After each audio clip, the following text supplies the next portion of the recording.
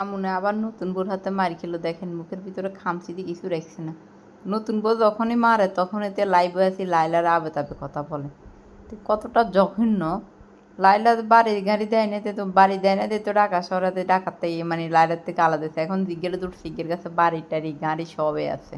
তো আবার ওর লগে বিচ্ছিরি বাসা করস কা লাইলার লগে।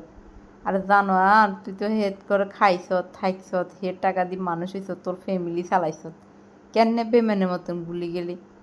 মামুন্যার মতন কাঠটা বেমান আর কোনো প্রতিদিন লাইফে আসি এই খারাপ ব্যবহার করে লাইলারে নিয়ে। তো এরে আমার মনে হয় পুলিশ একদম রিমান্ডে দিয়ে একদম ভালোভাবে বললে ঠিক হয়ে দিল। পুলিশে মনে হয় কিছু করে না, এই কারণে হে এরকম বারবার এরকম ব্যবহার খারাপ করে।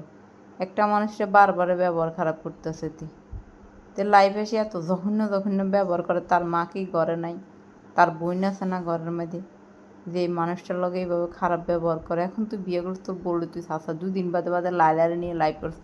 বিউ তো লাইলা কামে না, বিউ তো তুই না কামাইবার চেষ্টা করতেছে।